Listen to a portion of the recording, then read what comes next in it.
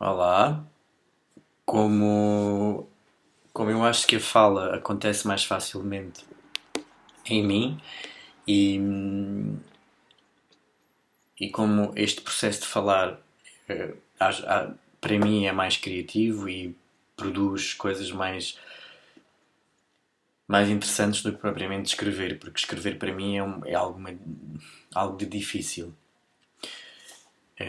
Então eu estou a tentar fazer este exercício que é como se estivesse a falar para vocês, para explicar exatamente o que é que eu pretendo com este projeto.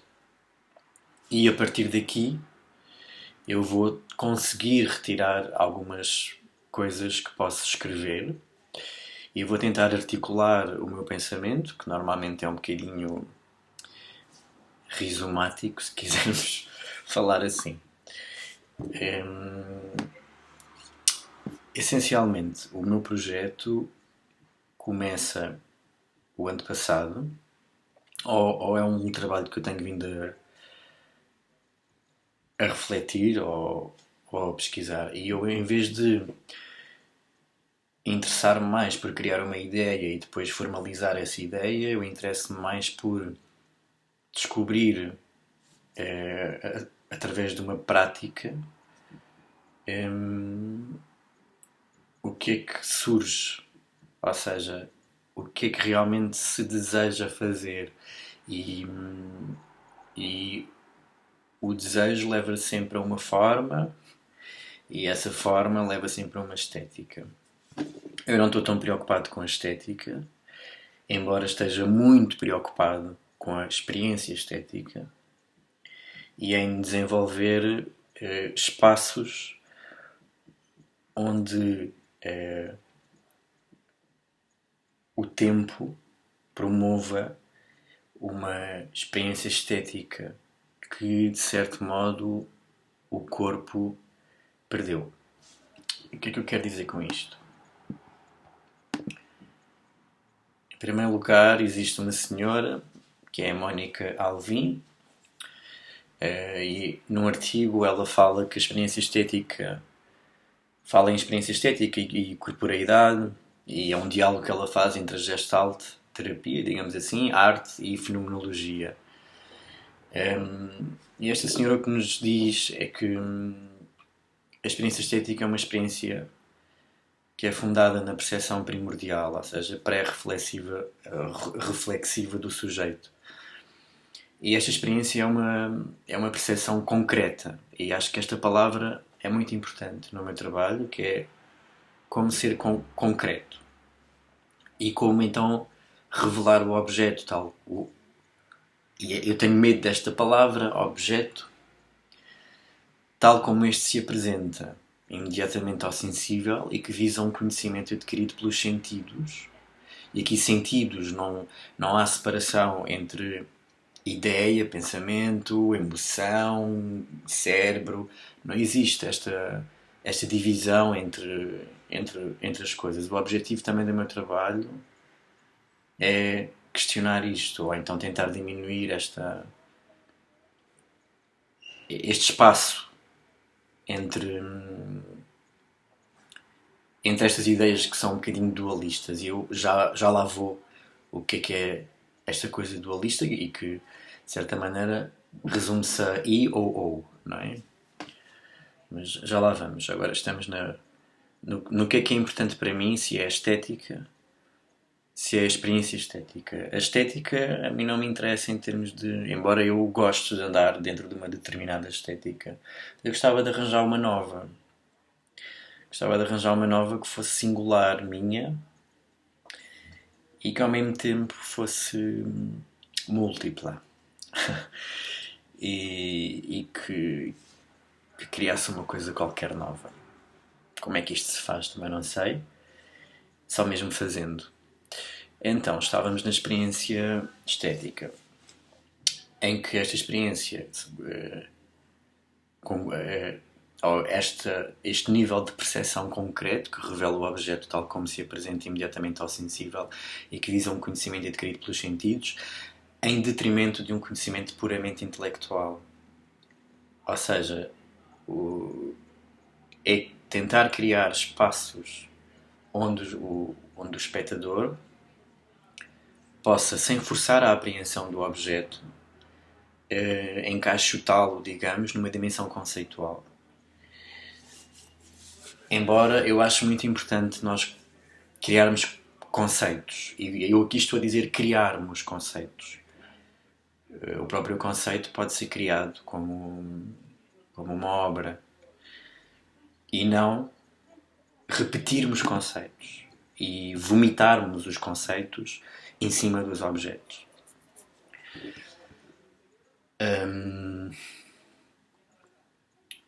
Então, esta experiência estética, digamos assim, que é o que, no fundo, eu quero criar, não é? E eu quero criar a experiência estética não só para aqueles que me observam, mas também para mim que estou a fazer, porque eu estou, ao mesmo tempo, no mesmo espaço e no mesmo tempo, e o que eu estou a fazer também me acontece a mim, assim como me acontece aos outros que me estão a ver. E então esta disciplina, a estética, que vem acender a discussão do dualismo, não é? Entre a razão e a sensibilidade, ao ser consolidada no século XVIII, quando foi considerada ciência e filosofia da arte, criou um espaço teórico e epistemológico em que o domínio da sensibilidade torna-se objeto de reflexão e obtém o direito de cidadania, não é? Dimensões como a intuição e a sensibilidade começam a não ser tão vistas como mestres do erro ou da falsidade. E esta experiência... Exatamente. Ok. E esta experiência trata-se de inverter um bocadinho o papel que nós estamos habituados, especialmente no Ocidente, e especialmente no nosso cotidiano, ou então a maneira como quase biopoliticamente o nosso corpo está moldado. Ou seja, esta experiência trata-se de uma relação em que o sujeito é interpelado pelo objeto e que é ao mesmo tempo uma relação social individual entre um sujeito e um objeto. Embora para mim também me interesse, também gostava de eliminar esta parte. Eu abomino esta coisa do objeto e sujeito e subjetividade. Porque na percepção estética, ou na experiência estética, estão envolvidos significados múltiplos, seja, que são socialmente compartilhados. E são significados e significantes, digamos assim, que remetem à singularidade do sujeito dessa experiência, ou dos sujeitos intervenientes nessa experiência. Então, como é que nós podemos fundir uma intimidade, digamos assim, entre o objetivo e o subjetivo, entre o sujeito e o objeto, não é? Como é que nós podemos misturar então o sujeito e o objeto? Aqui entra uma questão que é muito importante, eu acho, no meu trabalho, que tem a ver com a corporeidade. E aqui a corporeidade é compreendida como a unidade mente-corpo, ou seja, não é uma matéria, digamos, há um tipo específico de matéria, não é? Com características específicas e nomeadamente é uma matéria afetiva ou intensiva e que está sempre em movimento e que é capaz de afetar outras coisas ou outras matérias. E esta unidade mente-corpo é entendida como a totalidade da experiência do corpo, ou seja, segundo também a Gestalt, não é? Em que o todo é sempre maior do que a soma das partes.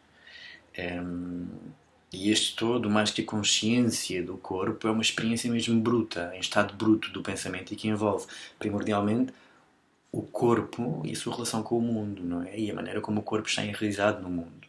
E a maneira como a forma em que esse corpo aparece, em tempo presente, aqui e agora, revela muito mais do que propriamente outras abordagens, como por exemplo, que acha que nós temos uma espécie de um inconsciente qualquer, que é uma espécie de teatro qualquer, que depois está cheio de significados e significantes, e eles são cristalizados, e depois nós podemos ir lá beber e interpretar tudo. Mas pronto. Então, o corpo, não é? Dentro desta primeira abordagem que nós fazemos dentro da experiência estética, como é que o corpo aparece, não é? Na Gestalt é muito interessante ver quando exatamente esta... Eu sou uma pessoa que tem uma obsessão com as formas. E aqui acho que resume tudo. E posso-vos apresentar também a maneira como eu divido as formas e com a maneira como eu também começo a trabalhar as formas.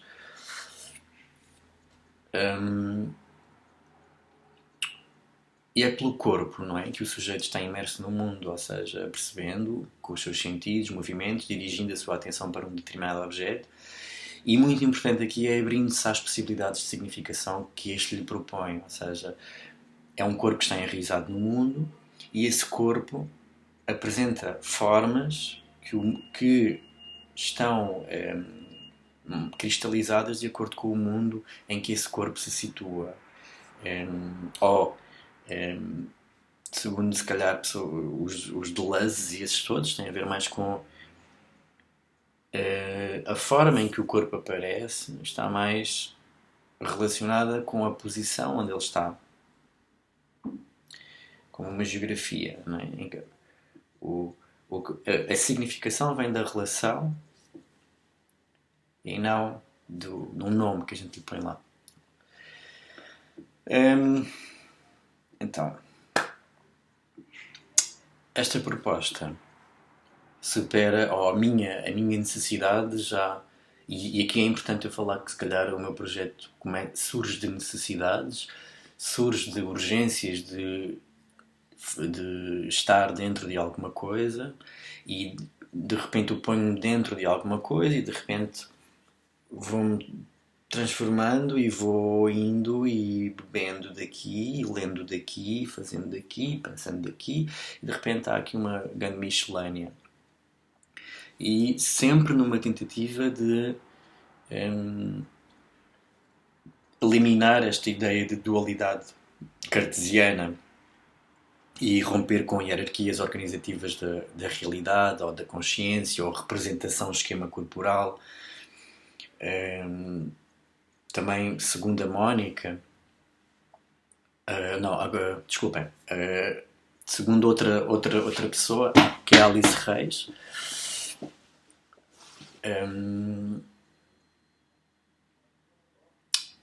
para o sujeito, esta experiência estética configura uma abertura ao diferente, ao estranho, a partir do contacto com a alteridade, promovendo um novo olhar sobre a realidade. E aqui, no meu trabalho, pelo menos, o que por onde tenho andado um bocadinho também é esta necessidade de reconfiguração. Não tanto uma reconfiguração estética, mas uma reconfiguração do próprio corpo, ou da experiência estética do próprio corpo. Para que se possa abrir ao diferente, ao estranho, a partir do contato com a alteridade, ou seja, estar mais no outro, ser mais o outro, e quanto mais eu sou o outro, mais estranho as coisas me parecem, não é? E quanto mais e aqui estar com o outro não é eu vou olhar para o outro e vou descodificá-lo. Não, eu vou olhar para o outro e eu vou ser o outro. Eu vou me deixar afetar por o outro e vou confundir-me com o outro. E o que é que isto faz? De certa maneira, esta experiência que proporciona aos sujeitos intervenientes, digamos assim, ou às singularidades intervenientes, mas singularidades também poderíamos perder aqui algum tempo a falar do que é isto, a singularidade, mas já lá vamos. Então, deste modo, através de processos de alteridade, ou seja, por exemplo, eu que faço e alguém que observa, não é? Ou eu próprio que estou a fazer e observar o que eu estou a fazer, e o espectador, aqui é muito importante, também está a fazer, porque fenomenologicamente, se quisermos falando, o que está a acontecer acontece a ambos, e são os dois co-criadores daquele acontecimento, E então, através destes processos de alteridade, de eu e o outro, digamos assim, esta experiência proporciona aos sujeitos expandir o seu olhar perante a realidade, transcendendo dos esquemas perceptivos que condicionam o olhar cotidiano, quase sempre mediado por preconceitos e crenças limitadoras, não é? E aqui é muito. Aqui depois eu poderia fazer uma parte que tem a ver com esta questão do o que é os esquemas perceptivos. E depois que condicionam o olhar cotidiano. Os esquemas perceptivos não é só o que a gente olha com os olhos, não é a percepção dos olhos.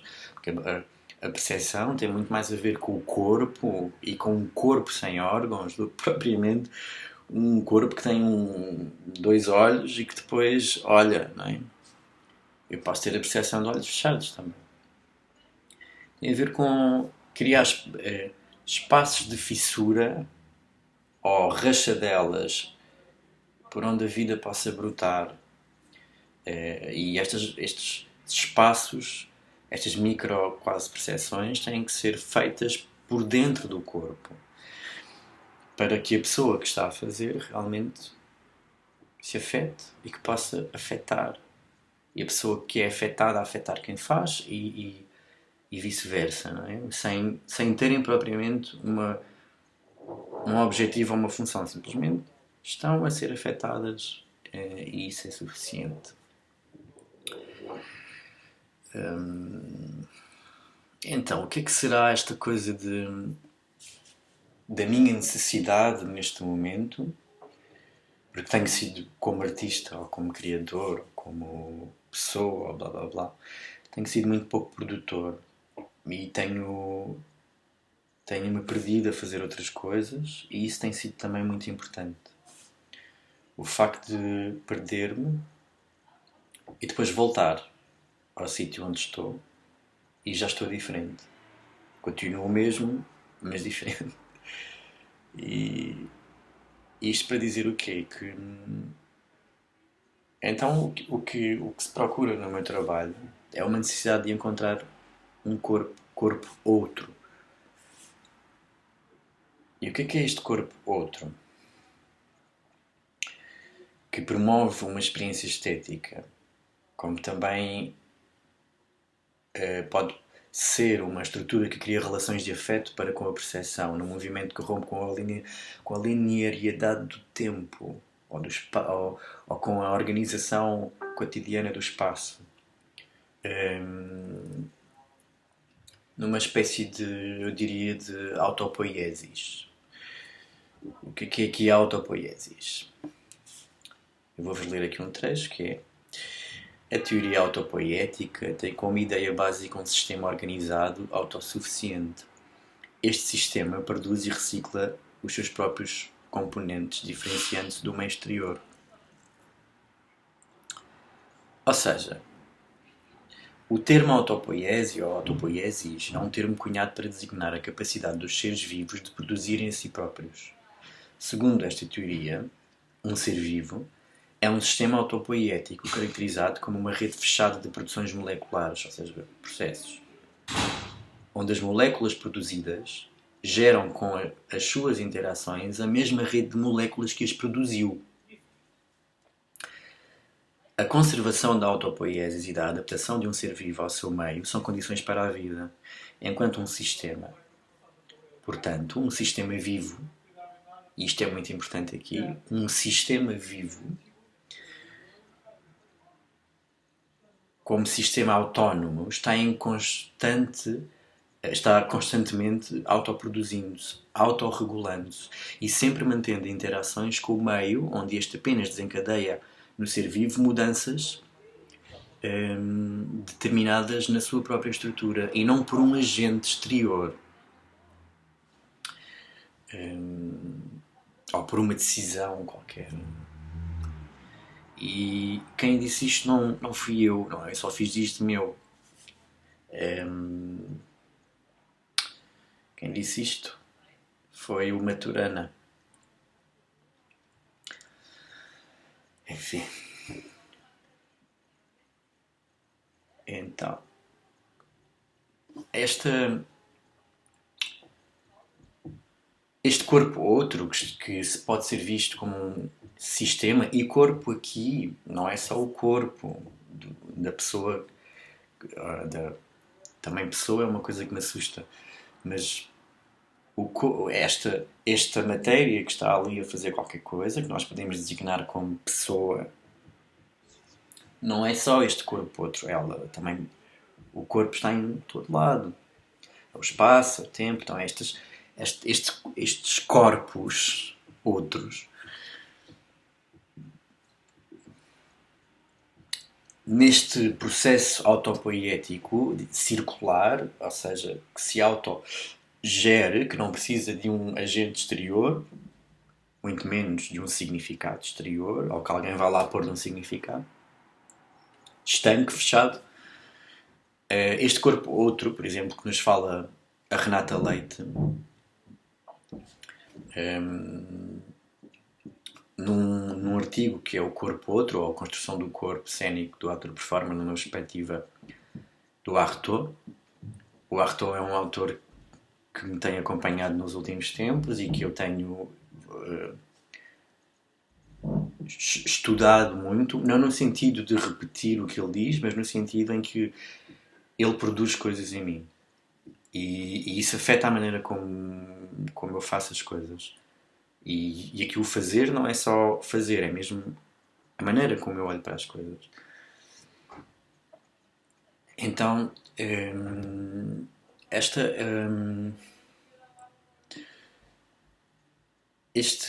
matéria em sistema autopoético, este corpo outro do que nos fala a Renata Leite, permite a revelação das suas estrias, das suas falhas e dos seus relevos inacessíveis a uma primeira mirada,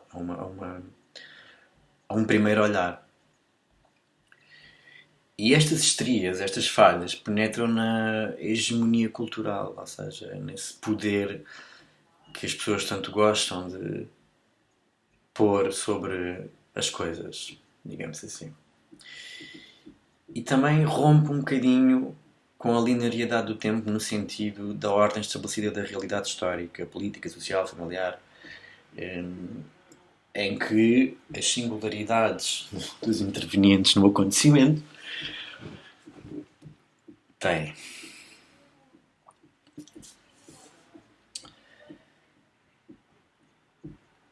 aqui nesta questão de romper com as realidades históricas, políticas, especialmente as históricas, não é? Que tem sempre a ver um bocadinho com a memória. E eu, neste projeto, ou um dos substratos deste projeto, tem exatamente a ver com a memória. Não que me interessa a mim trabalhar a memória, a mim interessa-me eliminar a memória. A mim interessa-me, eu tenho uma necessidade neste momento realmente de mudança. E a melhor maneira para mudar é esquecer. Do ponto de vista em que eu não tenho que esquecer apenas episódios e imagens, eu tenho que fazer esquecer a maneira como o meu corpo está organizado. Porque se o meu corpo está enraizado no mundo, e ele tem uma forma, e essa forma revela a maneira como ele está enraizado no mundo e revela a atualização dessa história em tempo real. Então o que nós vamos ter que fazer é mudar o corpo. E mudar o corpo no sentido pré-expressivo. E aqui depois eu já lá vou à pré-expressividade. Eu espero que isto ainda esteja a gravar, que está a ser um experimento novo para mim. Estou em 24 minutos. Ótimo. Só tenho 15. Mas pronto.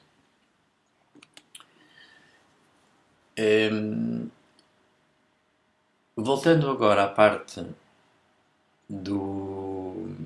desta busca de um corpo outro, não é? Claro que a busca deste corpo outro obriga-me de certa maneira a fazer vários atalhos, e um deles tem a ver com a memória, com a pré-expressividade, tem a ver com uma obsessão com a linguagem,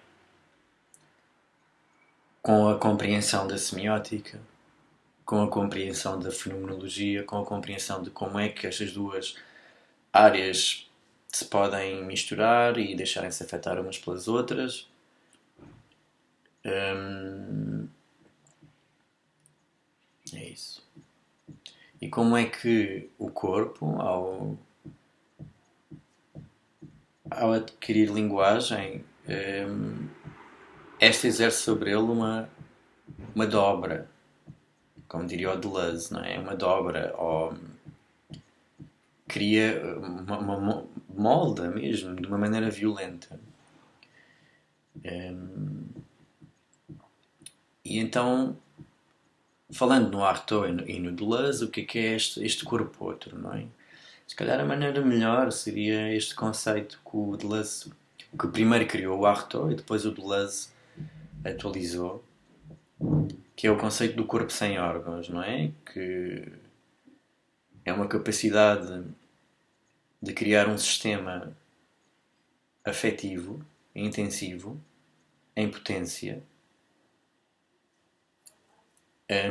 e que provoque tensões na racionalidade cartesiana e que nos remete para esta questão do sistema autopoético, ou então levanta questões sobre transcendência e imanência, não é?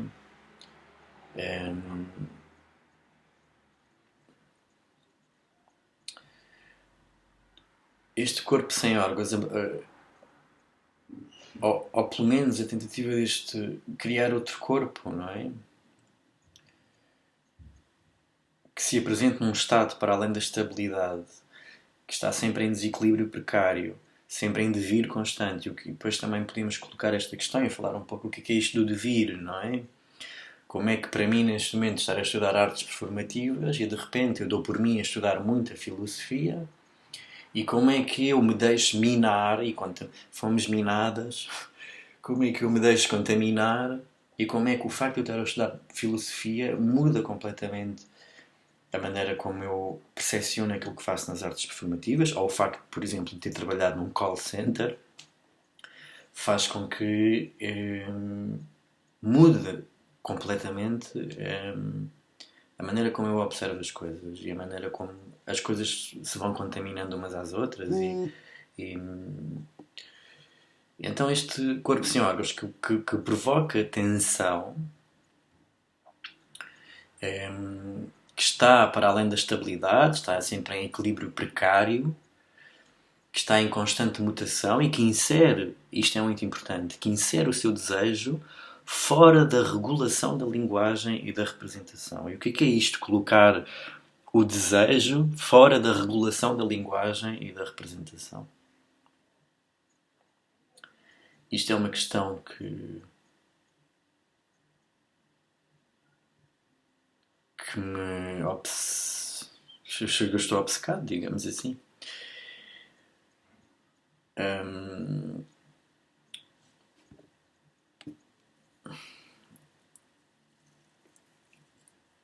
E isto também é uma coisa que a Renata Leite fala, não é?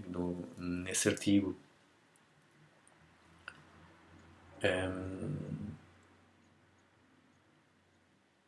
E, por exemplo, esta questão do corpo, não é? O corpo é corpo. Ele é único e não precisa de órgãos. O corpo nunca é um organismo. Já dizia o Artaud, não é?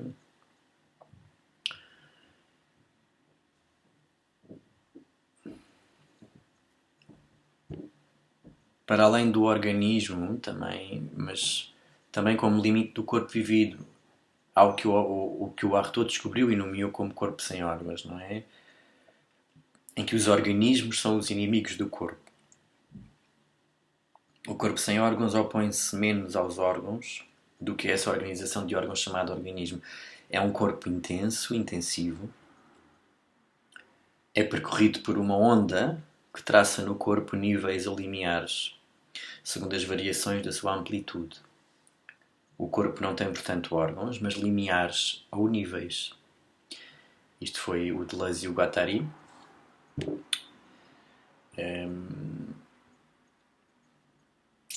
E então aqui como é que nós podemos então criar signos que não são estáveis ao nível da representação, que criem desequilíbrios por afeto na engrenagem organizacional que opera, porque não na sociedade? Porque eu acho que essa é uma das funções da arte, é criar desequilíbrios, é criar desequilíbrios por singularidades.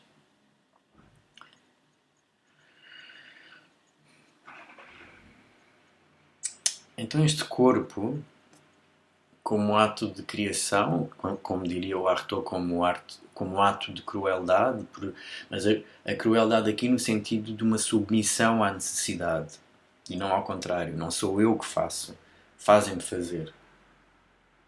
Exatamente como quando falo, não é? Eu não falo, fazem-me falar, e eu estou submisso a essa necessidade, e então o meu corpo faz coisas. Como ato de... Esse corpo é um corpo que, no momento em que aparece, torna-se estrangeiro, torna-se exótico quase, não é? Estranho por excelência e atinge o outro.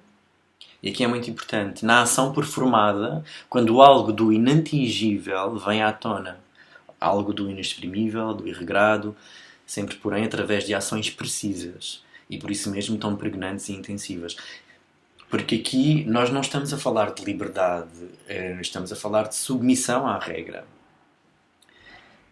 E isto é contraditório, embora eu queira uma espécie de liberdade, aqui esta questão da crueldade e este corpo outro não é um corpo livre, porque a liberdade, a grande liberdade, é inimiga da grande criatividade. Aqui a ação performada são ações precisas, muito, muito precisas, com uma percepção apuradíssima.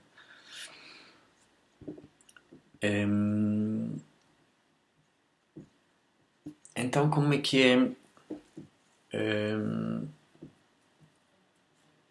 pregar uma rasteira à percepção com este corpo, não é? Visto que a nossa existência possui então o traço de uma estranheza que habita o corpo, não é? Também tem. Não, Nietzsche dizia já que não há bonitas formas sem haver feios conteúdos ou qualquer coisa, ou feios conteúdos péssimos. E que um bom substrato é capaz de dar formas bonitas também. Então,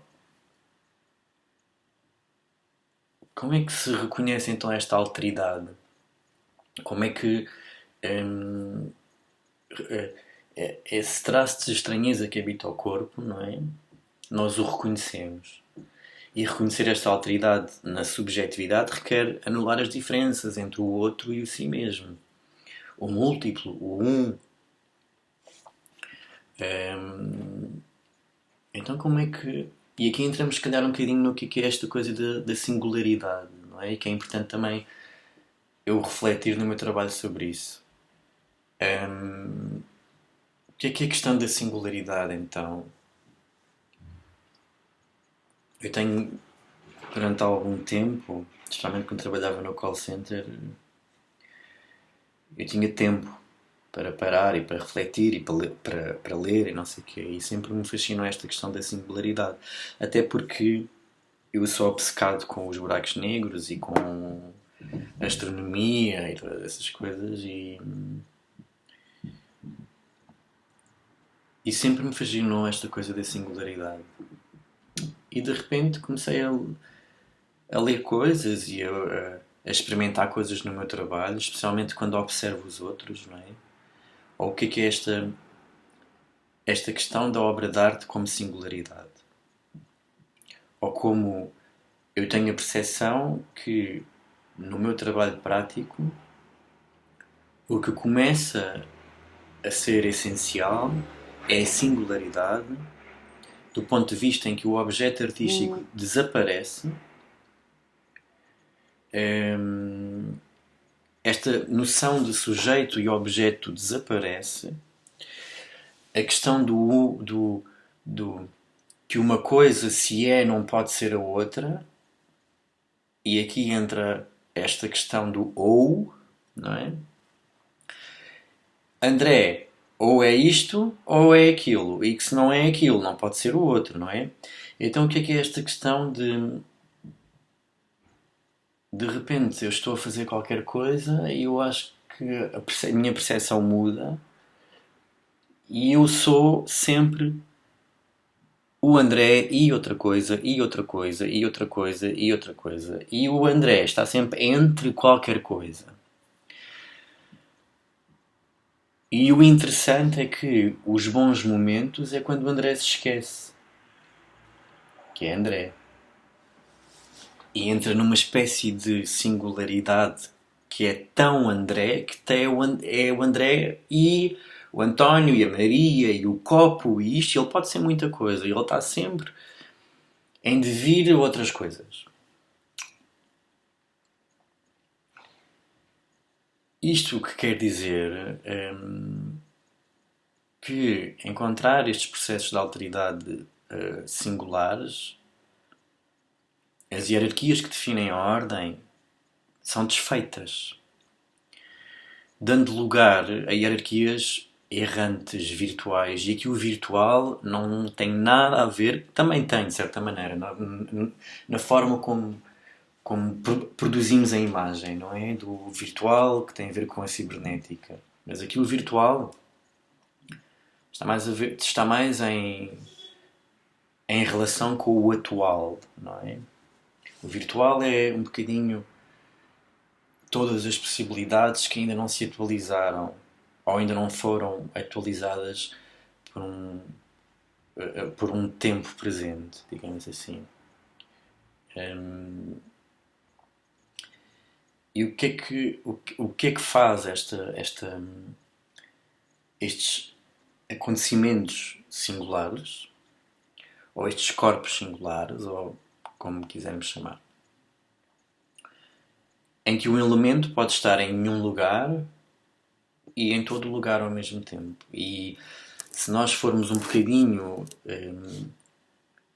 para a área do que é a física e a física quântica, eles também nos devolvem um bocadinho esta, especialmente os eletrões, como eles se comportam. E especialmente como é que eles se comportam quando nós olhamos para eles. Mas isso será outra coisa. Agora, o que interessa é esta questão de que um elemento pode estar em nenhum lugar e em todo lugar ao mesmo tempo.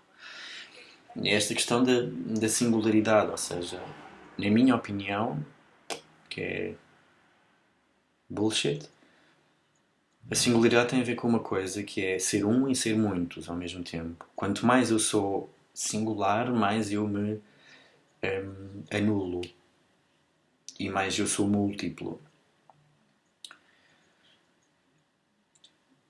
Em oposição depois a esta coisa da criação do indivíduo ou do sujeito que está inserido numa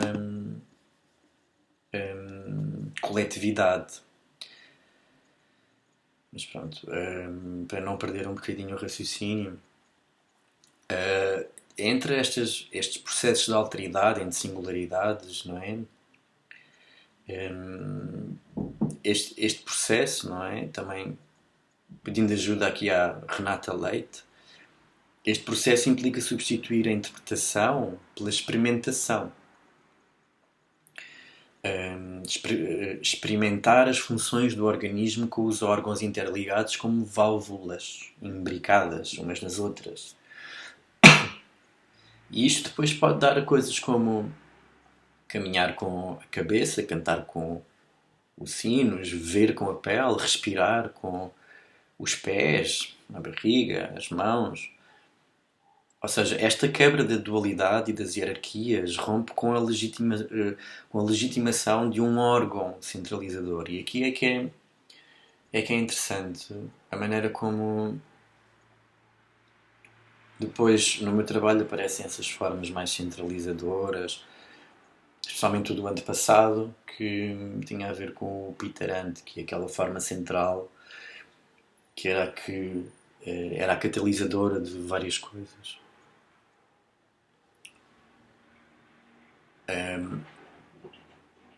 Então,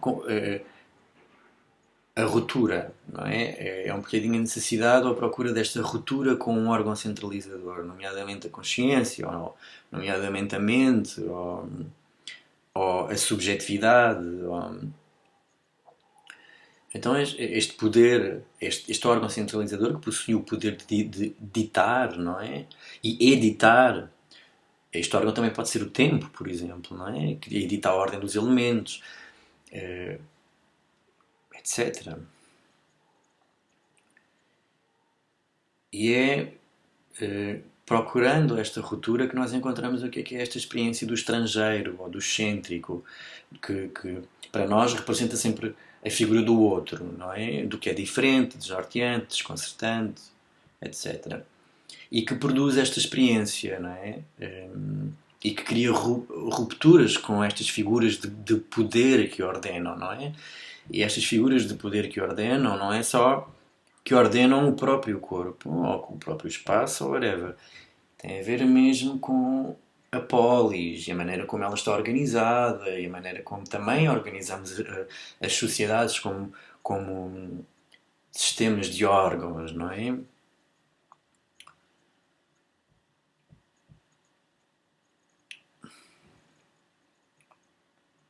Exatamente.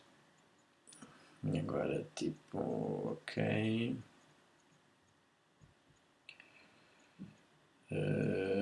Ok.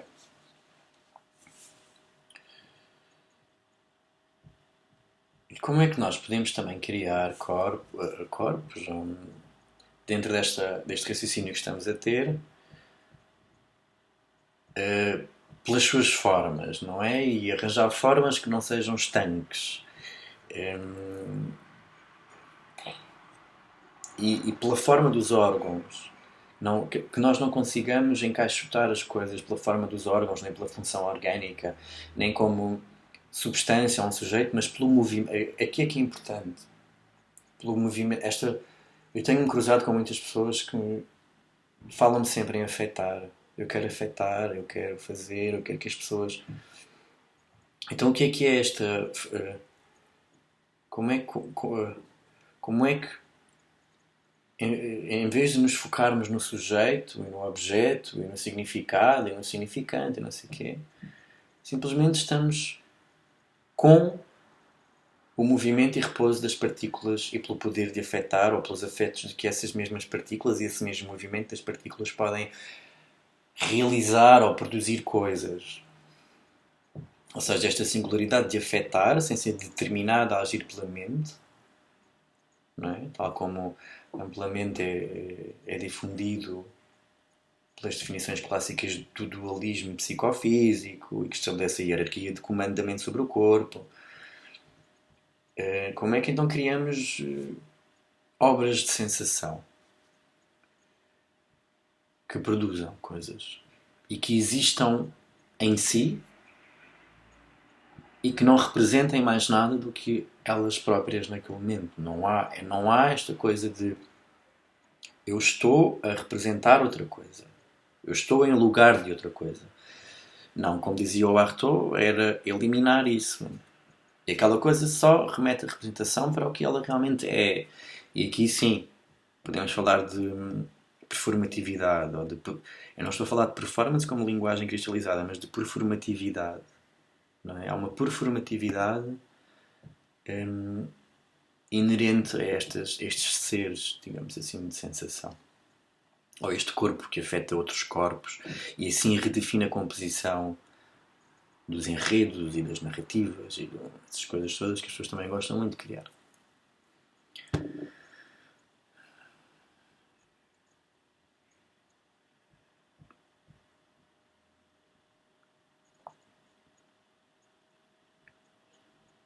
Porque agora aqui é que entra uma parte do meu trabalho que tem a ver com a biopolítica e como essa biopolítica está diretamente relacionada com a pré-expressividade e com a minha necessidade de criar um corpo outro e criar mudanças de identidade mesmo. E não só quando estou em cena, é na vida.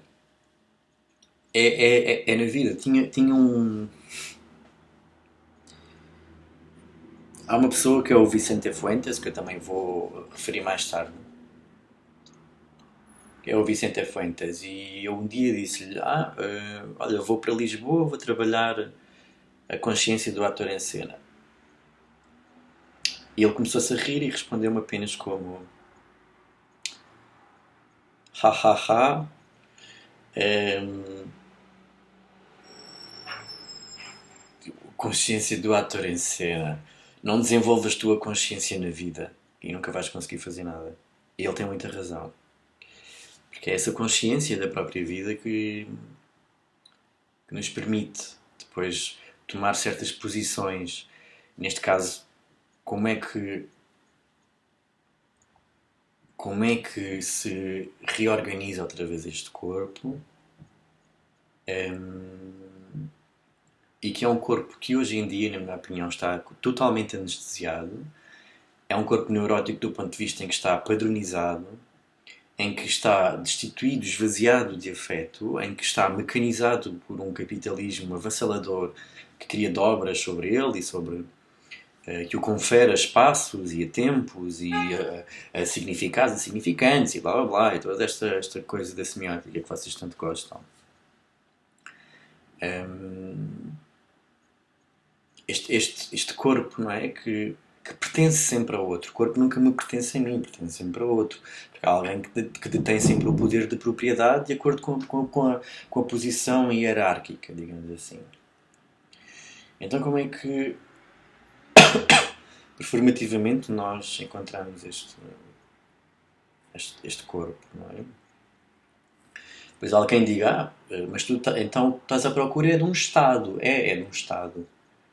É de um Estado que possa transformar e não de uma decoração que eu faço sobre o meu corpo e que depois ele seja uma espécie de máscara ou interface a ser descodificada. Não me apetece neste momento fazer isso. Embora eu depois o faça, porque há elementos que são necessários que estejam lá para, para poderem criar essa espécie de máscara. Mas eles aparecem como decoro. E eu tenho perfeita consciência que é um decoro.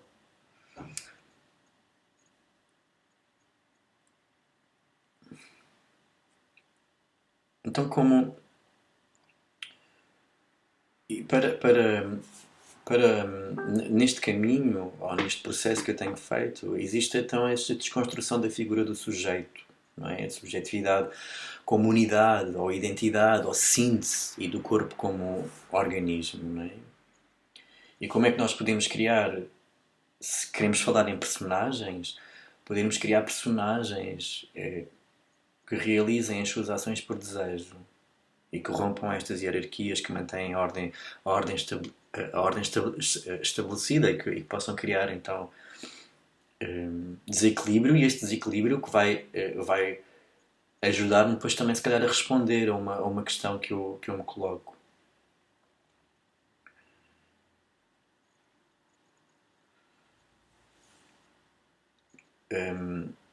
Porque, mesmo quase em termos psicanalíticos, no lugar do ego autocentrado e do corpo-máquina, não é? Ou seja, do organismo estruturado por órgãos e as suas funções, surge então esta coisa que o Deleuze fala da máquina desejante, não é? Que é descentrada do corpo sem órgão,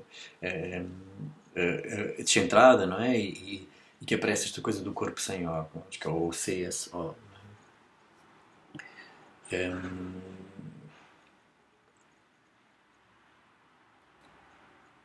Esta formação, não é, deste corpo vai permitir que apareçam relações aleatórias de produção criadora fora do centro da estrutura, numa relação de crise rizomático. Esta destruição dos órgãos irá criar uma espécie de corpos em revolta que se autodestroem no desenrolar das ações e que restabelecem novas ordens, mas são sempre ordens abertas, nunca são ordens cristalizadas do ponto de vista em que depois repetem padrões, não é? Porque neste momento a mim realmente não me interessa. Não me interessa repetir nenhum padrão. Com muito, repito o meu. de uma forma diferente, sempre. Então, aqui o Artaud é muito importante do ponto de vista de que a obra não se encontra separada da vida.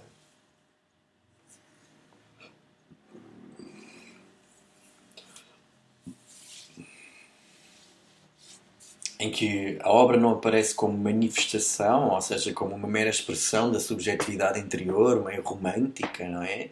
Em que estou ali eu a fazer, que é uma coisa que a mim também abomino, que é esta questão das autobiografias, que depois são confissões acidentais, não é? Acabam por criar obras que são confissões acidentais.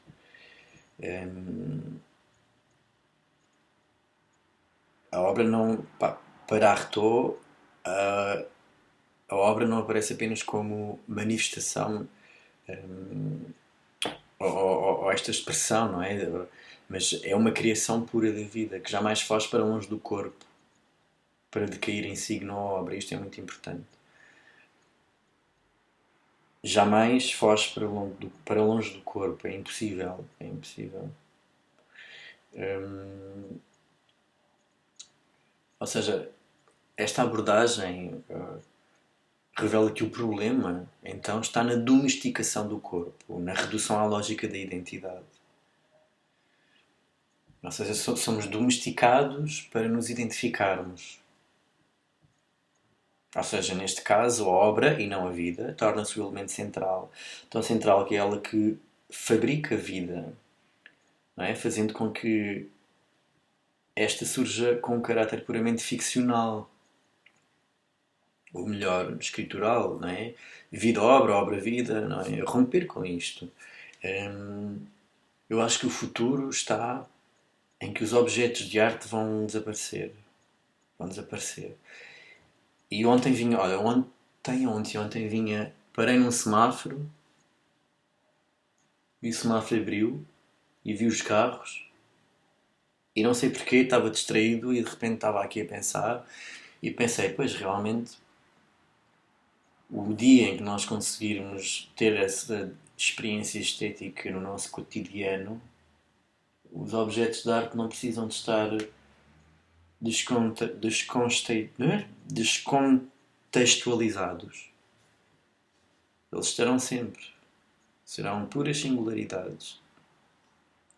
Eles desaparecem, pura e simplesmente. Eu sou, não há separação. Mas pronto, isso sou eu já a divagar. Então, o que é ir além desta inversão de termos, não é? Ao ir além desta inversão de termos implica em desalojar a oposição, é? A estrutura de subordinação. O que é que está subordinado aqui? É a vida à obra, a obra à vida? É? E para tal, então, isto aqui agora segundo Márcia Rosa, não é? Que também tem um artigo que é António Artaud, do poeta do teatro da crueldade da tradutora, não é? Que é a revista de mal-estar e subjetividade.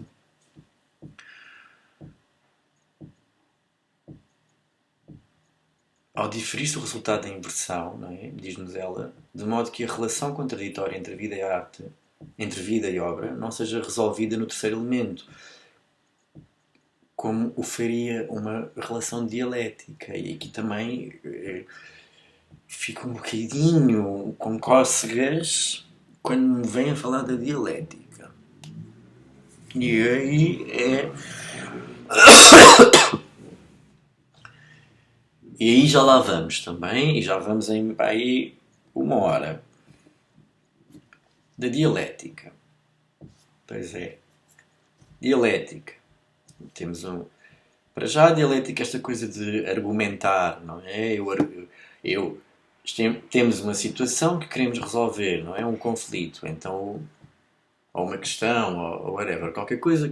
Então eu argumento, a outra pessoa argumenta, e do cruzamento dos dois nasce um terceiro elemento. E esse terceiro elemento é que supostamente contém um bocadinho de um bocadinho do outro, e vai dar um terceiro elemento diferente. Eu acho que isso já foi à vida. E é aí que depois vão entrar todas as questões que, que me vão levar realmente a escrever e a obrigar-me a um movimento de escrever qualquer coisa que fuja a isto. Ou seja, que eu já lá vou também quando falar exatamente das questões. Quais são as questões que eu me posso colocar? E depois eu irei depois explicar como é que tudo. Agora estamos na base aqui da teoria, digamos assim, embora eu também abomino esta coisa da teoria da prática. O que é isto da teoria da prática? É tudo prática, não há teoria nenhuma. Com muita teoria está nos livros antes de eu os ler. Porque quando eu os estou a ler, é prática. É prática. É como o virtual e o atual. É sempre virtual, até que eu o atualizo. Até que eu o faça acontecer. Aquela possibilidade aconteceu.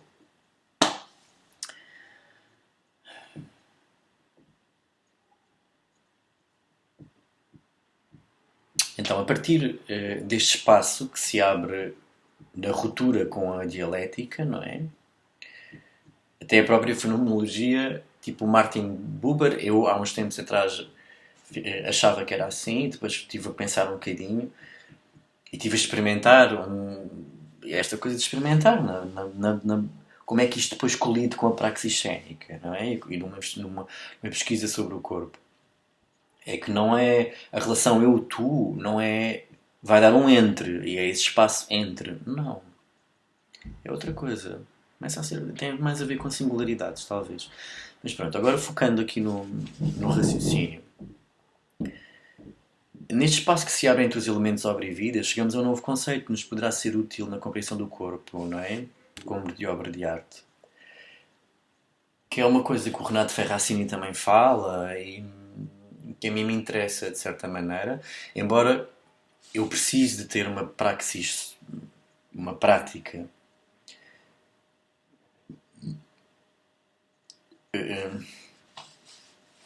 com uma certa supervisão de alguém que também esteja interessado neste conceito, que é o conceito do subjétil. O que é subjétil?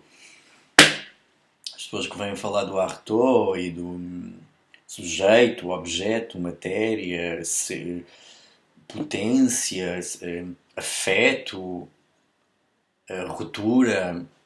Então o que é este conceito de subjétil? Que não é nem um sujeito, nem um objeto, mas algo que está que está entre estes dois conceitos. É uma coisa que está sempre entre, não é? E que ao mesmo tempo não os pode comportar como representação.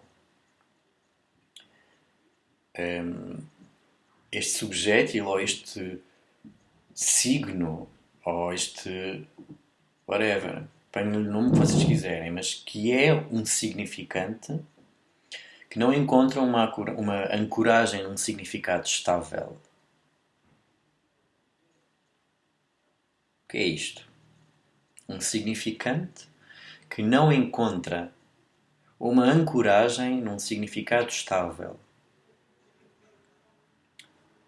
Então temos que ir à semiótica, aquela coisa do significado, significante. Depois podemos, segundo o Peirce, também dividi-lo em três e cada dimensão, e aqui eu acho mais interessante, porque realmente tem várias dimensões, e essas dimensões entrecruzam-se e atualizam-se de maneira diferente consoante as relações que esse signo faz no espaço, ou no contexto em que ele aparece, ou na circunstância. Então, com isto o que é que eu quero dizer? Que esta abordagem do Artaud, se calhar muito antes do Deleuze e do Guattari, vinha de certa forma a romper com a ordem, porque ele tinha essa, ele nem tinha essa necessidade, ele era essa necessidade, porque vem mesmo romper com uma ordem e que vem pôr em causa o esquema de representação, não é? A construção da linguagem e vendo o corpo como obra de arte. Como depois também faz a fenomenologia, não é? E todas estas áreas. E dando uma espécie de primazia à matéria como possibilidade autocriadora que afeta o sistema onde se insere, não é? Rompendo com o seu equilíbrio. Ou com este equilíbrio que nos dá organizarmos a linguagem, não é?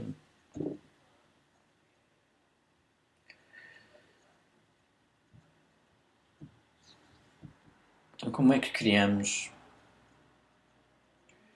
experiência estética de uma obra sem sujeito, sem identidade fixa, que leva a estados de sublimação ou à produção de ações excêntricas motivadas por desejos variados? Se calhar é aqui que a arte e a vida se fundem e onde a representação se revela um bocadinho deturpada. Como nos diz também a Renata Lima, não é? Que fala sobre a estética fenomenológica do Dufresne. É esta zona onde. Onde estás?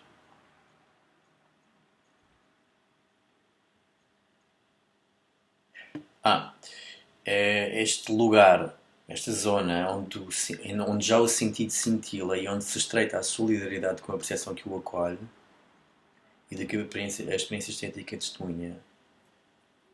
É interessante. É interessante. E é nesta zona em que a própria vida é considerada como um texto tecido de palavras, linguagem que constitui o sujeito, que é atravessado por elas e que por sua vez dizem dele.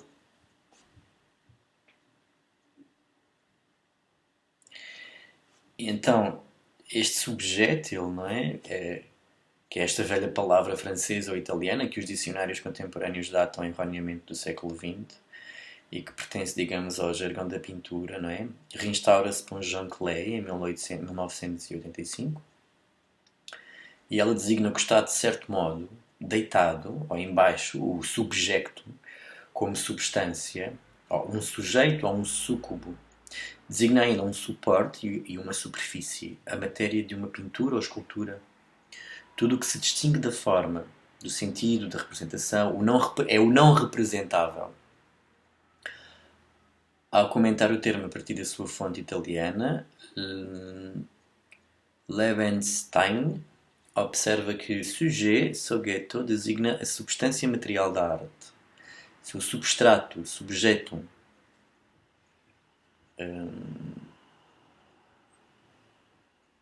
Exatamente. Voltamos então a falar de matéria, que afeta matéria.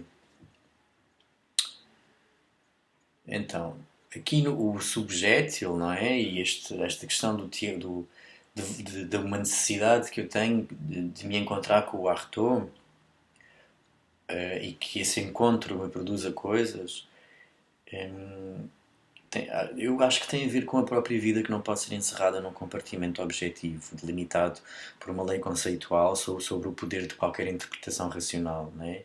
A vida, sem a separação da obra, torna-se indomavelmente selvagem e abre fissuras, rachadelas mortais para com os clichês do cotidiano. E aqui, para a expressividade, eu tento que seja este trabalho sobre os clichês, a maneira como o corpo está organizado e a maneira como a gente vamos trabalhar sobre esses automatismos e vamos explodi-los por dentro. Vamos esgotá-los até que eles se precipitem para um abismo onde não haja mais nada do que devir ou criação ou outras coisas. Não, é? Não os estamos a eliminar porque eles são maus, estamos a fazer com que eles não sejam dominantes e que depois o próprio criador possa ser livre de usá-los ou não como material, matéria.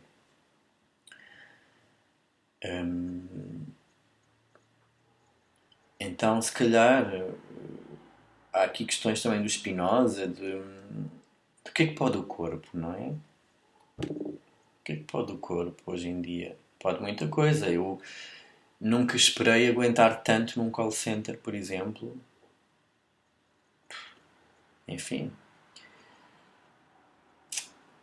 Então, a questão do corpo e o subjétil, não é? Como é que, por exemplo, o Renato Ferracini nos ajuda a compreender este conceito de corpo subjétil? Este corpo em estado de criação, este corpo cénico, livre dos automatismos. O corpo também, estes automatismos, depois, claro que eu não posso, como muito, poderia mudar o meu nariz, porque a forma como o meu nariz está feito, não é? Também vai afetar de uma certa maneira, a maneira, o tamanho das minhas mãos, a cor dos meus olhos, o cabelo, etc. Mas nós aqui não estamos a falar disso. Estamos a falar deste corpo que afeta, esta matéria que afeta e é afetado na sua relação com o espectador durante um evento performativo. É isto que estamos a falar.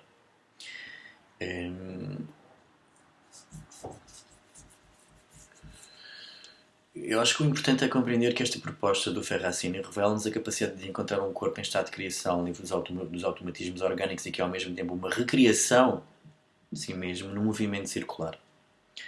Que faz mudar até a percepção do tempo, etc. Este corpo é abordado tanto como objeto artístico, como vida que promove fissuras e dobras na sua percepção. E então este subjeto ele é um corpo que parte de um corpo cotidiano para se recriar num corpo, digamos, paradoxal, também como diz o José Gil, e múltiplo, vetorial, onde se cruzam vários planos da sua existência cênica e cotidiana. Ou seja, eu não me posso ausentar daquilo que estou a fazer. Não posso. Eu estou lá, metido no que estou a fazer. Posso estar a pensar que o que estou a fazer está a representar. Está a representar porque eu estou lá em vez de outra coisa. Será que eu estou lá mesmo em vez de outra coisa? Ou será que o facto de eu estar mesmo lá e o que eu faço é que revela e transcende mais aquilo que eu acho que estou a representar, ou seja, o que eu penso, o que é que comunica mais? Por onde é que nós olhamos mais? É para o que acontece, para o que eu faço. Então, este corpo subjétil, este artificial artístico e, portanto, inorgânico, é possibilitado pelo corpo cotidiano. Claro que sim. Orgânico. O momento do estado cênico é então um inorgânico orgânico, coexistente e paradoxal, e é esse próprio paradoxo que possibilita o estado vivo do ator. Também segundo o Ferracini. Então, este estado vivo, que habita, podíamos dizer, um espaço de Escher e um tempo aiónico. E o que é isto do espaço de Escher e o tempo aiónico? Tem exatamente a ver com situações paradoxais, ou seja, que sejam quase impossíveis e que sejam, do ponto de vista da percepção, sejam estranhas, sejam outras, não é? E aí nós começamos a existir. E o que é este ser, existir e blá blá blá? Não nos interessa agora, que também interessa, mas não nos interessa perder tempo sobre isso. Esta possibilidade de existir em sensação, de criar rupturas com as relações típicas automatizadas, interferindo com a percepção do espaço e do tempo, não é?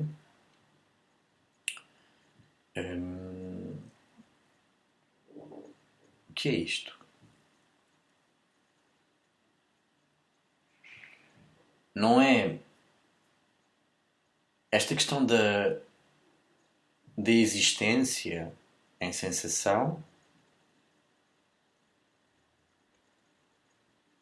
não é um ser em que há uma identidade fixa. É mais importante o poder ser. Poder ser. Eu posso ser. Eu transformo-me noutro. Estou sempre noutro. No outro. Para lá, para lá. E não para cá, para trás. Não é? A nossa tendência é, especialmente esta questão da psicanálise, é olhar para trás, não é? Eu não gosto de memórias, eu prefiro futuros, que se atualizam agora.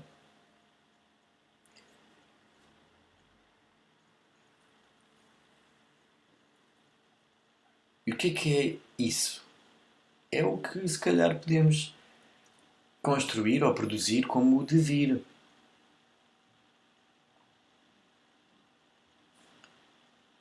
O que é isto?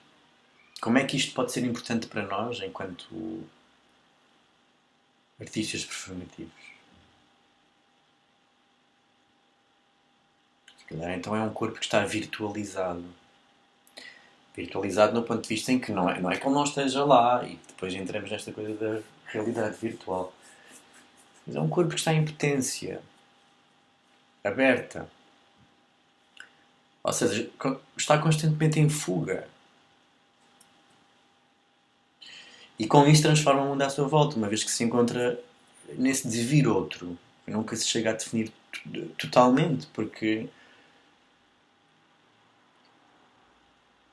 senão seria a morte do artista. Essa definição completa. Isto porquê? Porque um devir não é uma correspondência de relações, mas tampouco é uma semelhança, uma imitação e, em última instância, uma identificação. Devir não é progredir nem regredir, segundo uma série. Sobretudo, devir não se faz na imaginação, mesmo quando a imaginação atinge um nível cósmico ou dinâmico mais elevado, como Jung ou Bachelard. Então, é esta questão do inconsciente, coletivo. E depois também é uma coisa que me interessa debruçar-me, é o que é esta coisa do imaginário. O inconsciente, o imaginário, o que é isto? E então o devir não produz uma outra coisa senão ele próprio, não é? Voltamos ao sistema autopoético. E é uma falsa alternativa que nos faz dizer ou imitamos ou somos. O que é real é o próprio devir. É o bloco de devir e não os termos supostamente fixos, pelos quais passaria aquele que se torna. E isto não sou eu que estou a dizer, eu só estou a fazer isto meu. Quem disse isto foi o Deleuze e o Guattari. E que o Renato Ferracini também se apropriou.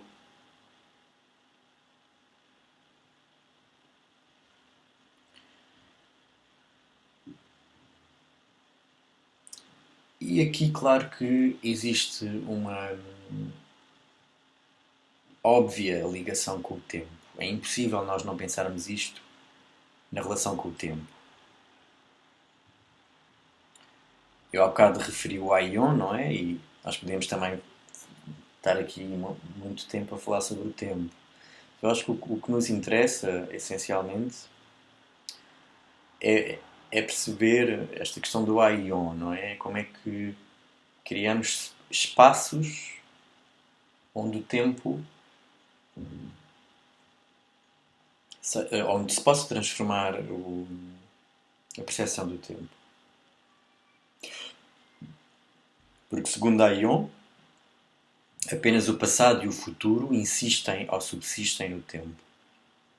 E em lugar de um presente que reabsorve, não é, o passado e o futuro, ou seja, um futuro e um passado que dividem a cada instante o presente, que o subdividem ao infinito em passado e futuro, em ambos os sentidos ao mesmo tempo.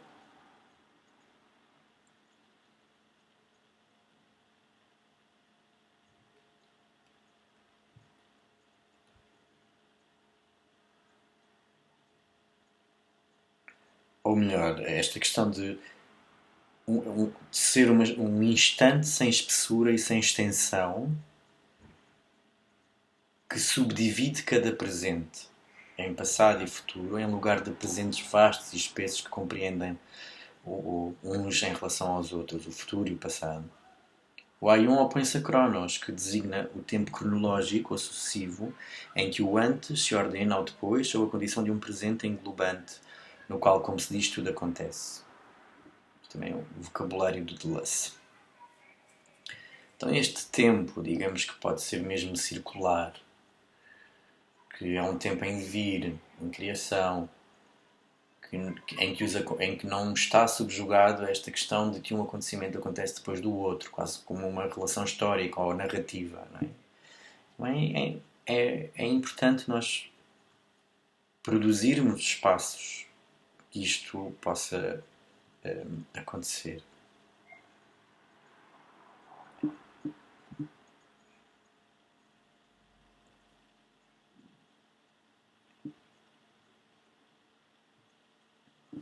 Então, como é que nós criamos? E eu falo criar, o que é criar então? Criar não é ser uma cópia igual aos outros corpos. Criar é dissipar-se, é reinventar-se, não é?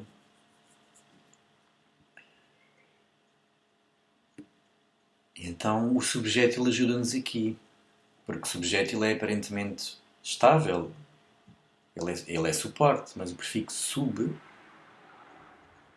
esconde-o. E a terminação étil coloca-o em brusco movimento, como um projétil. Não é? Como lançar. E depois é preciso depois persegui-lo, como num jogo de adivinhação, ou na caçada de um objeto sutil e mesmo traiçoeiro.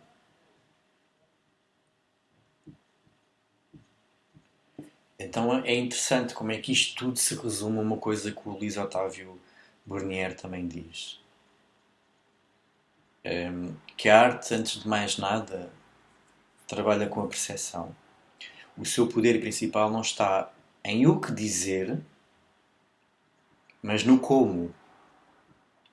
E quando atinge a percepção é que ela revoluciona. E é no inconsciente que encontramos a nossa particularidade, a nossa individualidade. Mas também os elos que nos atam uns aos outros. E a arte, quando logra atingir o nosso inconsciente, o nosso imaginário, a nossa percepção profunda, vasculha um universo equiparável ao dos sonhos, dos pesadelos. Talvez, como dizia o Artone. Então esta revolução na percepção e na percepção, aqui a percepção não é o que eu vejo com os olhos, é a percepção do acontecimento. Esta revolução leva o espectador ao contacto então com a alteridade, não é? Do outro, através desta ruptura com hierarquias, relações que outrora estão automatizadas por um biopoder que eu diria que semiotiza a corporeidade.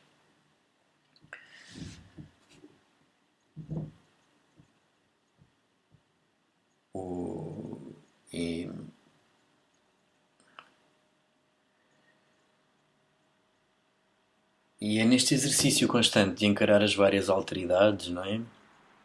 Que temos diante de nós, com o outro, fazendo-nos entrar em contato com o mesmo, a partir do choque do encontro com a multiplicidade de outros, que são subterrâneos, que emergem na cena. Esse encontro mobiliza uma crueldade bela e feroz que renova a condição de mortalidade do sujeito e de imortalidade da pulsão criadora. Então, a performance, o teatro e a dança constroem então um corpo a partir da natureza impulsiva do homem, inserindo a crueldade no movimento da vida. Aqui é que se define bem o que é esta coisa da crueldade. Não é? Claro que existem formas artísticas que são repressoras, mas pensamos aqui na possibilidade de abertura para a violência, da pulsão criadora, da submissão à necessidade que é indomesticável. A experimentação da crueldade enquanto força criadora que se aproxima da vida, não é? Requer uma guerra radical contra todas as representações. E eu neste momento estou um bocadinho em guerra com todas as representações. Não sei.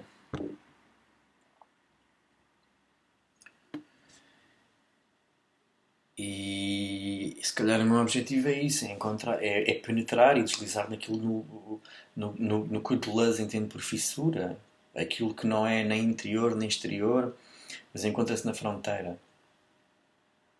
insensível, incorporal, ideal. Então é esse acontecimento, não é? Em que o ator, performer, habita essa zona fronteiriça onde o tempo se expande pelas bordas na medida em que se caminha sobre ele, e em que o ator performa, que experimenta o teatro não representacional em toda a sua crueldade, cria para si um corpo sem órgãos, sem organização estabelecida por um organismo regulador, sem funções pré-determinadas.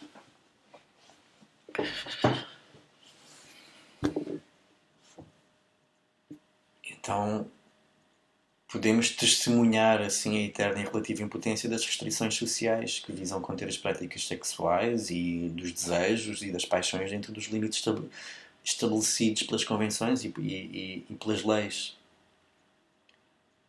O Arthur já dizia, se quiserem podem meter-me numa camisa de força, mas não existe coisa mais inútil que um órgão. Então, hoje em dia acho que há uma necessidade de enlouquecer o subjétil, e acho que em Portugal existe essa necessidade de enlouquecer o subjétil, aquilo que nós falámos anteriormente. E isto para podermos desbravar um caminho que não seja subjugado à norma dos clones, não é? E da produção em massa de corpos anestesiados.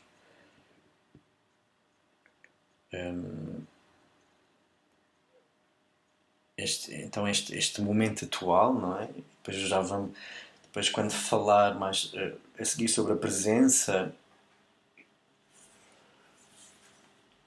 que era que eu estava ontem a dizer a uma colega minha no ensaio que fui ver.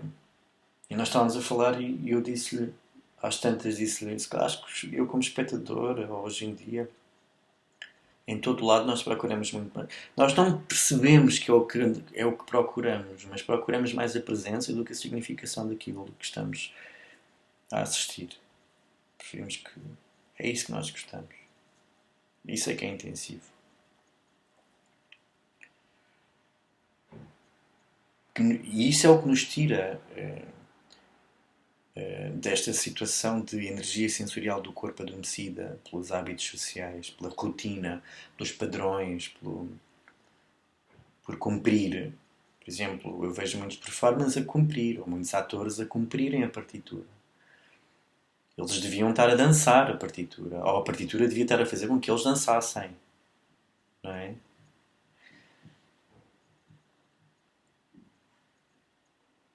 E aí entramos neste campo que é mais sério, que é mesmo de saúde social, porque isto é uma característica da neurose. E se calhar é importante esta minha obsessão com as formas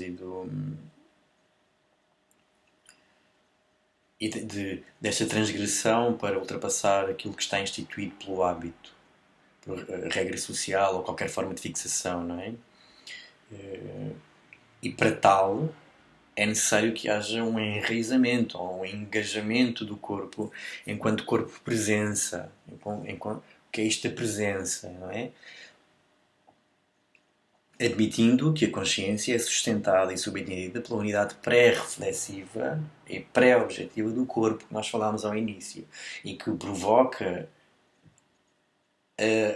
abrir possibilidades para experiências estéticas.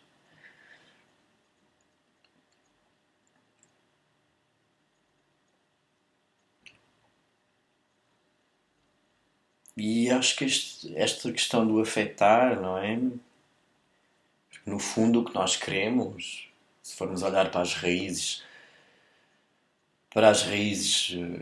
destes rituais ou estas formas que aparecem,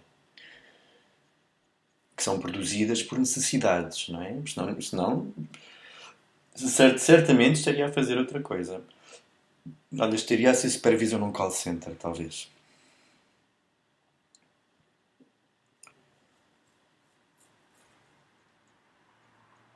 Então, esta transgressão produz coisas, é produtora, como o trabalho. Mas não é produtora só de capital, para que eu possa comprar as coisas que não preciso.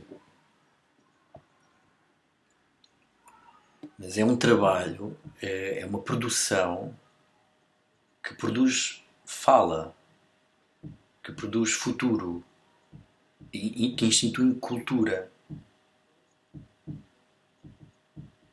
Especialmente num mundo dominado por uma lógica muito racionalista, objetivista, pragmaticista e utilitarista, que nós fazemos uns dos outros, onde o individualismo e a competitividade forjam um tipo de solidão, não é?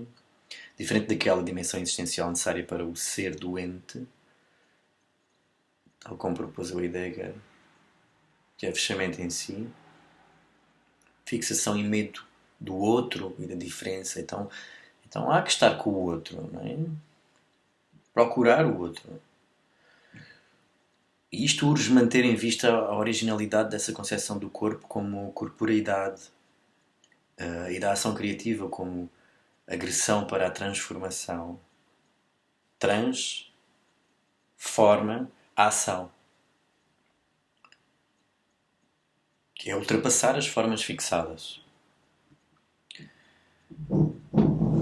E aqui também, muito no sentido do Merleau-Ponty e todos estes autores, não é?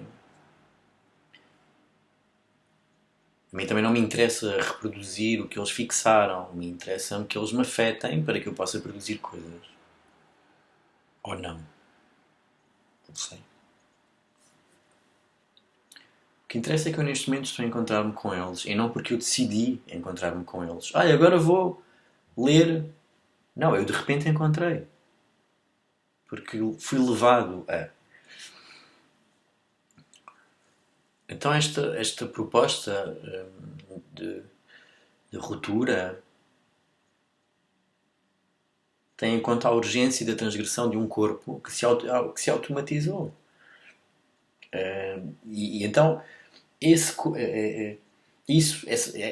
produção dessas formas vai criar obviamente uma estética, não é? Mas é uma tentativa de estética de reconciliação.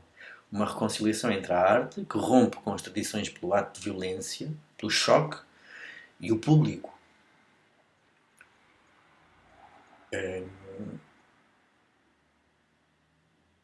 Em que a crueldade aqui, não é? Essa violência, é antes de mais nada lúcida, é uma espécie de direção rígida. Lá está, uma submissão à necessidade. E é nesta submissão, como força criadora, que nos podemos tornar obra de arte. Não que a obra esteja separada, porque no ato performativo não está. Para quem faz. E isto, o meu trabalho, é sempre de quem faz. Não é de quem dirige, nem quem vê. É quem faz. Quem faz torna-se obra. E transforma o corpo nestes signos, não é? Que levam a novas ordens, não é? E que são consequências das ações que se fazem por desejo e que promovem corpos que fogem sempre, que estão em desequilíbrio e que apresentam estruturas que se desfazem desta coisa do eu como entidade regrada e que não age segundo uma dimensão representacional simbólica exterior, não é? Não, é interior. Interior do ponto de vista que quase de um qualisigno, não é? De um ícone que só remete a representação para ele próprio. Ou seja, este corpo não é outro, feito de obra de arte, que age performativamente no meio onde se insere, que permite uma abertura para a concretização sensível dos signos que emana, pela presença intensa da sua existência, em dever constante, abandonando a organicidade dos seus automatismos que o encerram numa representação estanque. Então, sem as obras de arte, estaríamos condenados a perecer, escravizados pelo hábito. E sem os artistas que se submetem às necessidades, nós nem sequer estaríamos aqui, estaríamos completamente instrumentalizados, mortos.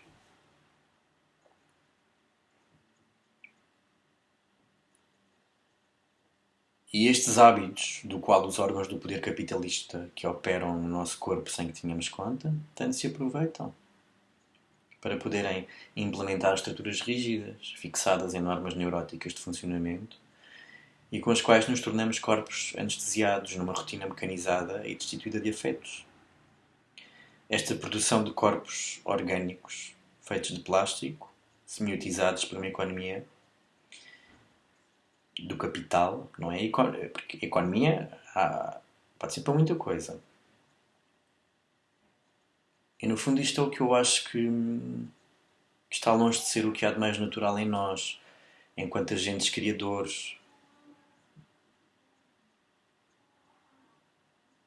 Então será necessário, urgentemente, recuperar o que aos poucos se perdeu com o hábito do tempo, da edição do tempo, que é a experiência estética do corpo, pelo corpo e para o corpo.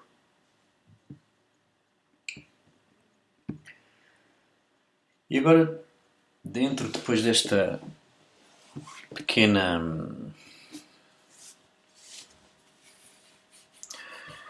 introdução meio divagada, meio qualquer coisa, não é?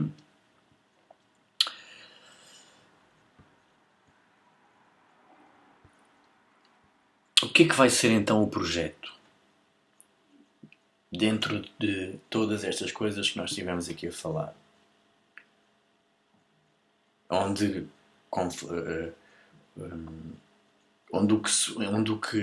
as coisas aparecem por necessidade, não é? Então essa necessidade é, por um lado, não repetir um padrão ou uma estética técnica, modo de pensar, fazer. Por isso, se eu fosse fazer um estágio neste momento onde eu estou, eu iria aprender muito, claro, mas iria depois descrever o que é que iria ver, não é? E não me apetece repetir isso, ou de uma pessoa, ou coletividade, porque vai contra o que tenho defendido e pesquisado e o que tivemos a falar anteriormente. E por outro lado, esta necessidade do que se pode chamar de meu singularismo, não é? Eu acho que neste momento começa a ter o material e as condições para isso mesmo. Até chegar ao ponto em que se calhar tenha confiança naquilo que estou a fazer. Isso é outra coisa. Não me apetece repetir nada, nem descrever o que o órgão da visão observa do outro. Prefiro exatamente continuar a desenvolver o trabalho que tenho do ano passado, melhorando e permitindo que se transforme em algo que possa ser partilhado com outros e que possa de certa maneira afetar também outras singularidades. Agora, onde, como e que forma irá ter esse projeto ainda não sei, porque realmente ainda não comecei essa parte prática. Tenho algumas ideias, algumas vontades, vou-me cruzando com alguns materiais. Agora, eu vou continuar sempre a trabalhar no que já vos vou explicar depois, com as linhas e com...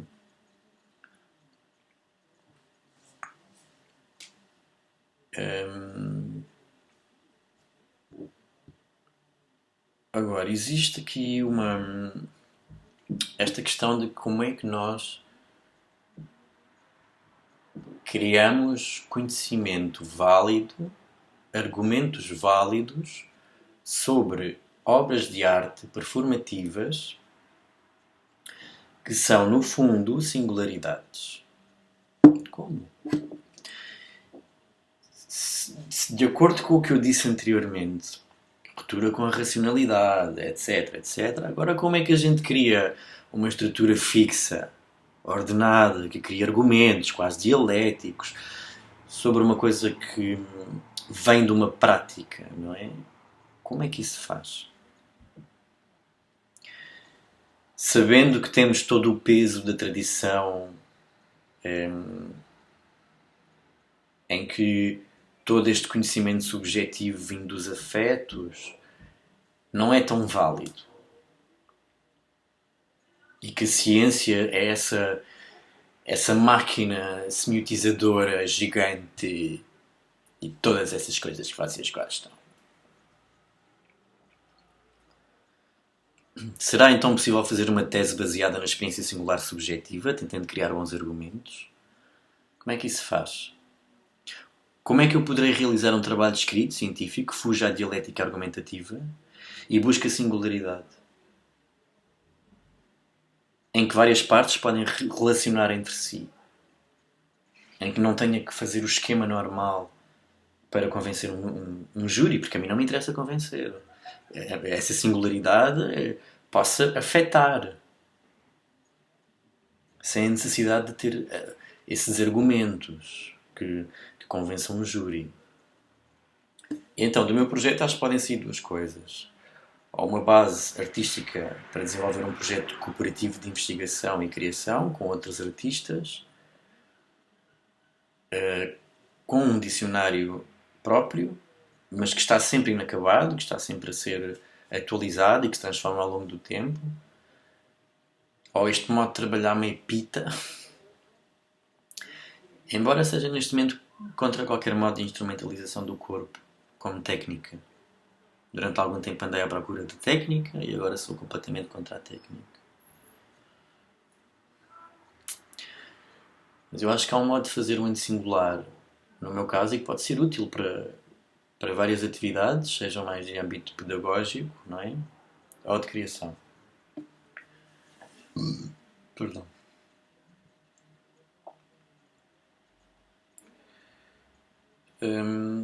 O que é que isto vai provocar? Que muitos argumentos pareçam ilógicos, pouco fundamentados, ou que aparecem meio fragmentados. Mas creio que com o tempo a coisa vai ficando mais concreta. Do ponto de vista em que a dinâmica será um bocadinho sempre esta, pois a natureza matriz do próprio trabalho é da rebelia da norma instaurada. É a provocação conflituosa como motor de criação. Vida é conflito, não é? Esta coisa do desequilíbrio em movimento, em um devir perpétuo. E o meu trabalho, como vocês perceberam, também tem tido um suporte muito grande por parte da filosofia e creio que não existe só... os temas aparecem no momento. Claro que depois temos que cristalizar a coisa, não é? Para que ela se possa não ser improvisada. Mas acho que ainda é muito cedo para definir com exatidão qual é o tema central. Não há um, há vários, mas porque isto é uma amálgama de temas que se entrecruzam entre relações de pontos, linhas, planos, não é? Porque uma linha é um conjunto de pontos, um plano é um conjunto de linhas, volumes, e depois vamos por aí fora, não é? Por isso não há um livro, não há um autor, não há uma área, não há um artista, não há um texto. O que assim é uma multiplicidade que advém de uma necessidade. E essa mesma necessidade leva-me então a trilhar vários caminhos e a passar por vários elementos que depois acabo por reciclá-los, codificá-los, descodificá-los, mandá-los... não sei. E então esta questão do I e não O. Ou seja, isto tudo que eu disse e ainda, segundo o Luís Leite de Souza, né? O Elton Luís Leite de Souza, um sujeito coletivo de enunciação, polifonia, múltiplas vozes, expressar singularidades e acontecimentos das quais ele foi e é criador, através do qual vemos paisagens, personagens, acontecimentos, afetos, experimentações, devires, beleza, sujeitos larvares, mundos por criar. E dentro disto, duas questões. Como produzir um processo de comunicação onde o espectador se relaciona com o que faço, com estes signos instáveis, com estas ações, antes mesmo dele decidir que quer olhar e compreender para o que realmente acontece. Como produzir então algo novo quando já tudo foi feito? A criação como devir, mas o quê? Singularidade, a obra de arte performativa como singularidade, esgotando os automatismos do próprio corpo, encontrando outro corpo, outra maneira de estar. Então seria na base de tudo o trabalho sobre a presença, aliado a uma negação do sujeito. Pode parecer simples, mas aqui a questão torna-se muito complexa. Como responder então na prática, ou como dar uma forma a esta questão? Visto que eu leio, reflito muito, mas não para aprender o que está escrito nos livros, mas para que possa produzir processos de criação de pensamento, que faço colidir com a praxis cénica, que me dá outro dicionário, que me dá outro ponto de vista, outro viewpoint.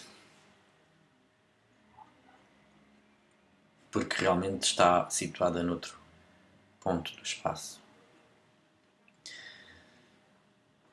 Bem, eu não quero produzir argumentos, quero apenas afetar e ser afetado. Como um processo de alteridade, não é? Em ritornelli, em devir e essas coisas todas. Que vocês gostam da filosofia. E ainda, talvez esta questão de, nesse devir que vai do conceito, e aqui conceito é algo que se criou, é criação, há poesia, não é? E da poesia ao conceito, não é? Em que o pensamento e o corpo se mostram como duas metades de uma vida que é afeto.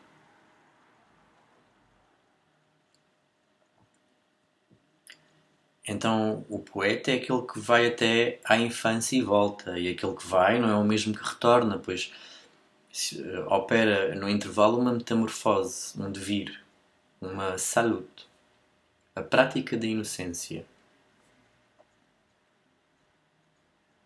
O mesmo pode ser dito de um filósofo, por exemplo, como o Cláudio Ulpiano, que nos ensina que a filosofia é a mais inocente das ocupações, não é?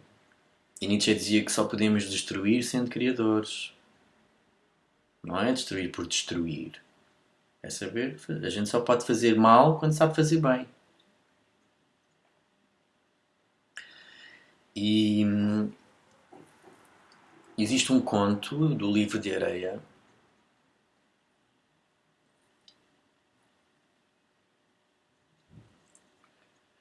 de Borges, o Livro de Areia.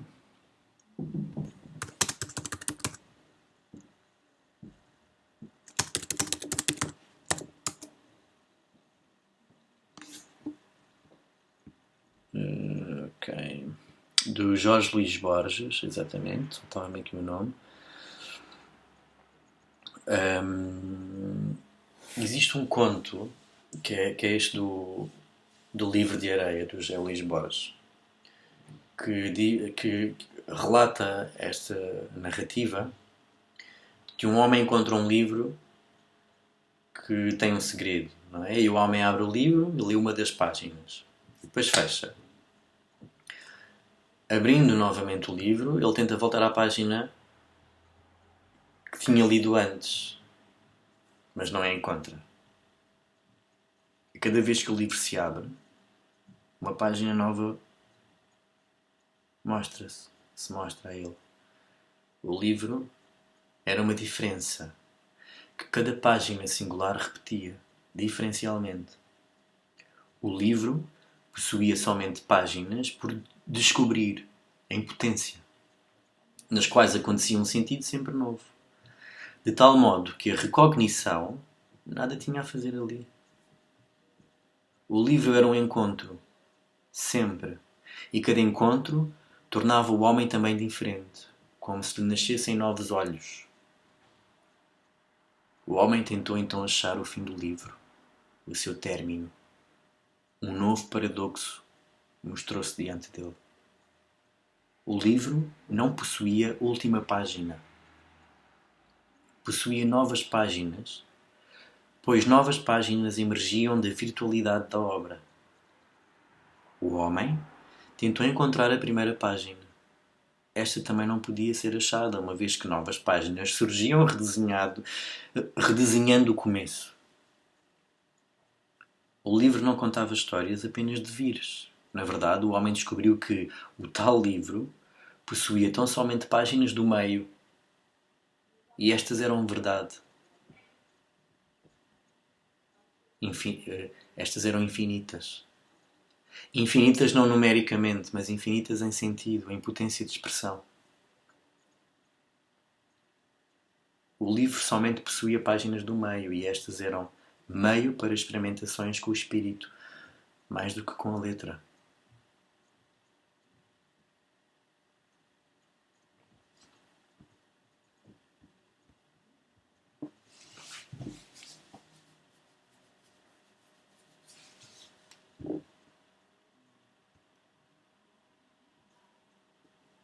E aqui termina.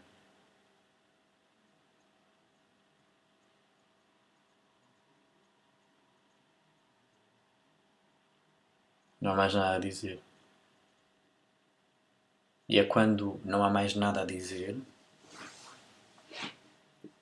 que nos abrimos a esse espaço em que a linguagem já não é suficiente, porque não é precisa.